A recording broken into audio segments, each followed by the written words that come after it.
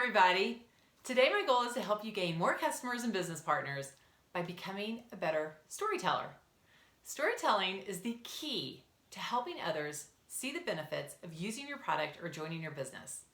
This training will change the way you're sharing your story with prospects and increase your confidence when reaching out to people because you won't feel like you have to sell anything. I'm Diane DeLongshaw, and I've been in network marketing for 10 years and built a multi-million-dollar global business with an amazing team of thousands of business partners and customers. And I love helping women see success and grow both financially and personally through entrepreneurship. And if you can just master this one skill of becoming a strong storyteller, sharing your business and your product, and getting prospects to say yes, is going to be so much easier. So I'm going to take you on a journey right now. If you just sell something, it doesn't create the emotion you need to cause action. For example, here's our product, you should buy it because it's awesome. Or here's our business, you should join because you'd be great at it. If you want people to adopt a new concept, like joining you in business, and you want to get their buy-in, you have to lead them to the answer, but you can't give it to them. They have to come up with the answer themselves. You plant the idea in their minds with a story, and if they come up with the answer, they will have sold themselves. The buying decision becomes theirs, not yours. And when that happens, you don't have to sell them on anything. Emotion is what causes people to make a buying decision. Logic is what backs up that decision. An epiphany bridge is simply a story that takes people through the emotional experience that got you excited about the new opportunity you're presenting to them. There's a reason you got excited about joining your network marketing company. Something was happening in your life that caused an epiphany of how this business model could work for you. Then you learned about the founder, the vision, the products, how you could build a business on your terms, etc. And you became logically sold on joining your company. So now you have an emotional connection with the new opportunity as well as a logical connection. Then what happens? Because you believe so much in what you're learning, you have the desire to share with other people, right? But unfortunately, the first thing you do is try to logically convince everyone you know about this new idea. You expect them to be as excited as you, but they're resistant to the new idea. Has this ever happened to you? Give me a thumbs up in the section below if so. The problem is you started talking technobabble. And there's a book called If My Product's So Great, How Come I Can't Sell It? By Kim Claver, and she identifies technobabble as the #1 sales killer. We love our idea so much, we spew the technobabble we've learned to logically convince people to buy. We talk about the science behind our products and the ingredients and why our products are the best. We talk about leading the industry and groundbreaking. We share industry numbers and jargon. None of this will help people buy or join your team unless they have already had the same emotional epiphany you had. You have to get them to feel emotion first before they'll be excited about your logic. You didn't join your business because of logic. If you were a customer of your company first, you didn't use your product because of logic. You bought in because of some emotional experience you had. When I went to a presentation from my company, I didn't join because of the facts about the company. I joined because I was looking for something to help build a financial cushion back up for our family and get us out of a terrible financial situation we'd gotten into with our small business because of the 2008 downturn in the economy. I knew for things to change, I had to make a change, and if I didn't, I'd be in the same place 5 years down the road. I was tired, I was burned out, and I didn't find joy in my career anymore. My kids were being raised by a nanny, and I was missing out on so many special moments. My small business was not going to create the life I dreamed of for my family. I was working 7 days a week. There weren't enough hours in the day to do any more. And there was never anything extra for fun vacations or experiences that I wanted for my kids. I wasn't willing to settle for that.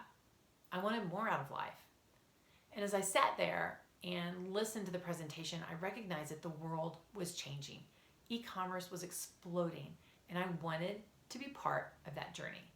And in that moment, I had an emotional experience in my gut that told me not to let this pass me by. Then I backed that emotional response up with logic. Logic was the justification for the emotional attachment I'd already made. So to create those emotions, you have to go back to what gave you the epiphany that caused you to believe in this new opportunity. That story, your epiphany bridge story, provides the emotional connection and bridges the gap from the emotional to the logical side. Does that make sense? Give me a heck yeah in the comments if so. If you can tell a story about how you got your big aha moment, and if you structure your story right, your prospect will have the same epiphany and will sell themselves on your product or opportunity. That big aha moment needs to translate to be that one thing you believed that you can share to help your prospect to believe that will knock down all other objections, make them irrelevant, or make them disappear altogether. Why just one thing, you might be asking?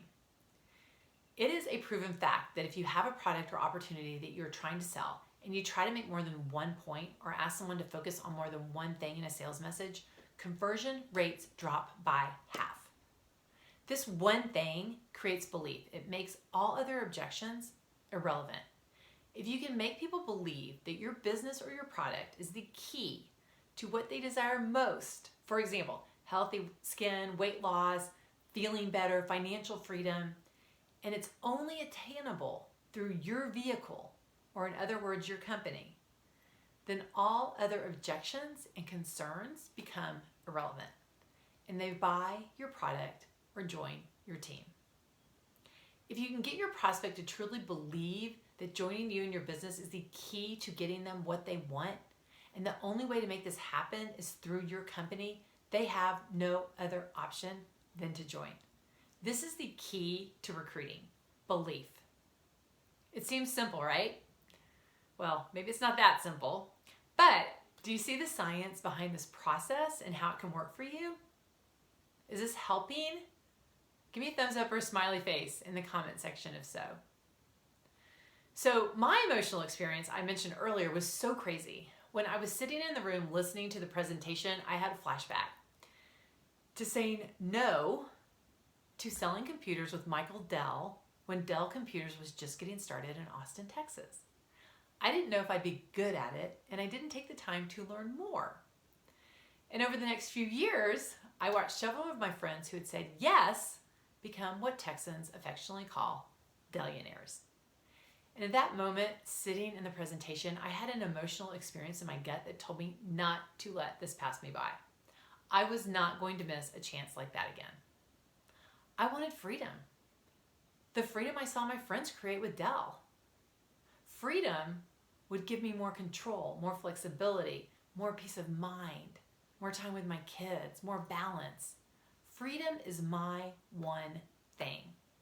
So my question for you is, what was your epiphany that convinced you of the one thing you should now be sharing with others? We're going to talk about story structure in my next training, but for now, I want you to think back to the original experience that gave you your first epiphany that brought you on this journey. Do you remember what happened? What was happening around you? How did you feel? It's important to remember those details because they're key to telling a really good story. So take the time to write this down. Really spend time thinking about it. And stay tuned for the next training that I'll have up next week. Thank you for being here. And if this has been helpful, please give me a like and feel free to share this training with team members and friends who can benefit. And remember to subscribe and hit the bell so you'll know when new content comes out. I'll be diving into creating your epiphany bridge story in the next training. And post any questions in the comments so I can help you, and check out some of my other trainings if you're looking for more things to learn, which include the 5 simple social media posts for success, where I teach you how to create posts that will help you build new relationships, open up new conversations, and find the clients and partners that are looking for what you have to offer. The brand called you, which will help you figure out your personal brand and how to use it to attract the right people to you. And who is your avatar, which helps you figure out who your perfect client and business partner is and how to attract them. And remember, stay tuned for my next training on how to structure your Epiphany Bridge story and become a powerful storyteller. Thanks again for being on today, and I will see you again soon.